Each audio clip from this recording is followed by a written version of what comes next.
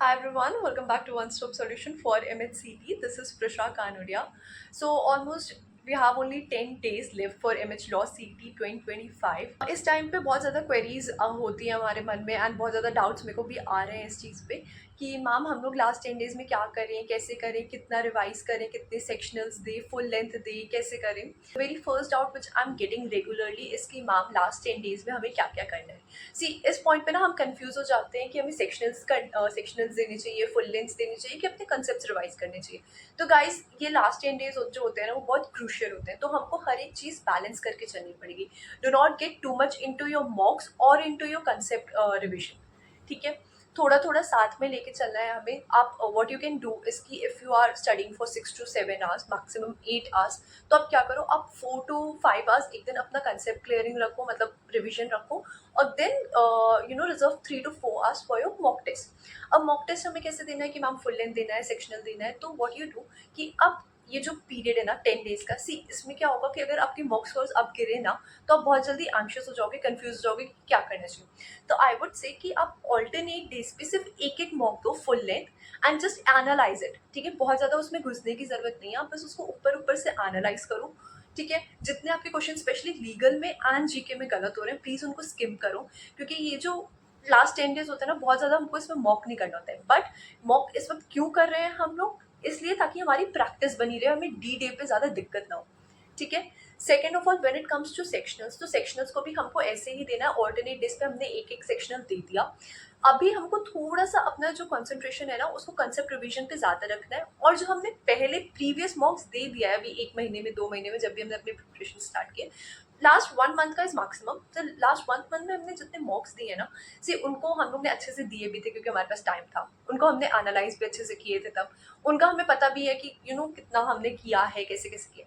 तो I would say कि आप उन मॉक्स को उठाओ, थोड़ा फिर से उनको लेके बैठो, उनका जीके एंड स्टैटिक स्पेशली करो, क्योंकि जीके और स्टैटिक क्या होता है ना कि आप जितना ज़्यादा रिविजन करते चलोगे ना मॉक्स के through rather than your notes, notes भी आप करो, आपने नोट्स को एक बार कर लिया अच्छे से बैठ के, फिर नेक्स्ट डे से आप थोड़ा अपने पुराने मॉक्स को उठा के अपना जीके और लीगल वहाँ से रिवाइज करो, तो यहाँ से ना आपको चीज़ें ज़्यादा बेटर मिलेगी। क्यों?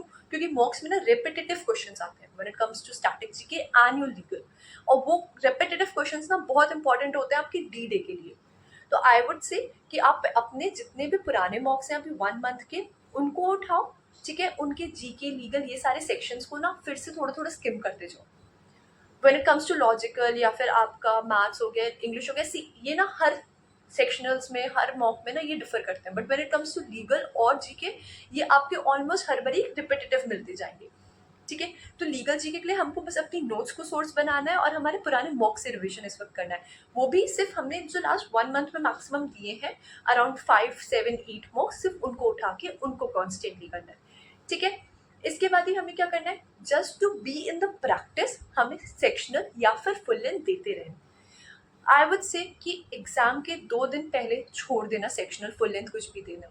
ठीक है, एग्जाम के 2 दिन पहले हमें कुछ नहीं, 2 दिन पहले तक हमें कुछ नहीं देना है। क्यों? क्योंकि अगर उसमें मार्क्स गिर गए ना तो फिर आप एंशियस हो जाओगे कि अरे सिर्फ 2 दिन बाकी है एग्जाम में, मेरा क्या होगा। ठीक है, तो हमें 2 दिन अपना उस चीज़ के लिए बचा के रखना है। हम 2 दिन कुछ नहीं करेंगे, सिर्फ अपनी नोट से जाएंगे, अपने जो पुराने मॉक्स हैं उसके लीगल और जीके सेक्शन से गो थ्रू होंगे और अपनी नोट्स पे स्टिक रहेंगे, दैट्स इट।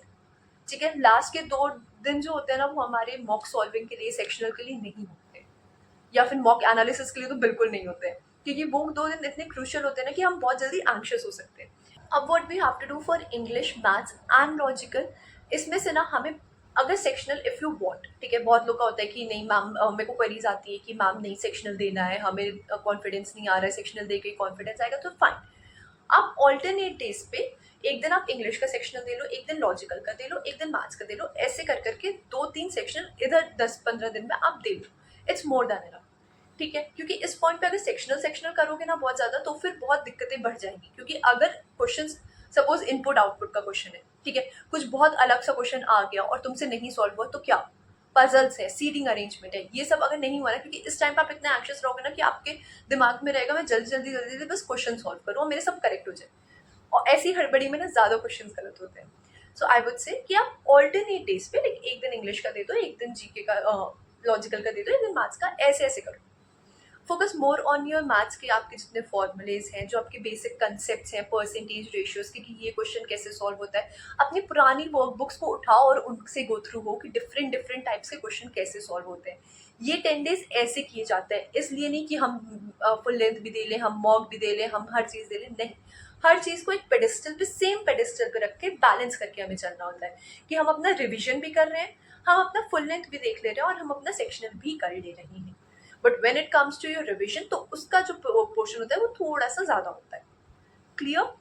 तो इस वक्त हमें क्या करना है, बहुत ज़्यादा फुल लेंथ में नहीं घुसना है। अगर आपके पास 10 डेज का पीरियड है तो आप वो 10 डे में मैक्सिमम आप एक या दो फुल लेंथ दे लो, इट्स इनफ। ठीक है, सेक्शनल अगर आपको देना है to boost your confidence and to be in the practice, तो आप एक एक दिन पे एक एक सेक्शनल दे लो, बहुत है।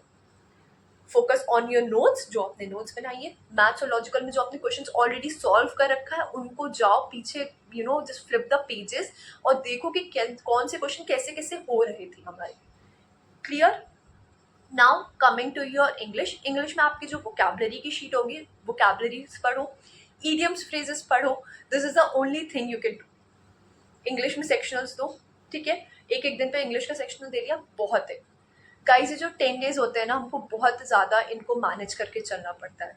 इसमें हम लोग हर चीज़ का अगर बर्डन ले लेंगे ना, तो हम डी डे पे हम लोग अपना सारी चीज़ें खराब कर देंगे। ठीक है, तो इस वक्त हमें अपनी सारी चीज़ें बैलेंस करना है, बहुत जल्दी एंग्शियस नहीं होना है। अगर मॉक स्कोर में नंबर कम भी आ रहे हैं तो इट्स फाइन, कोई बात नहीं।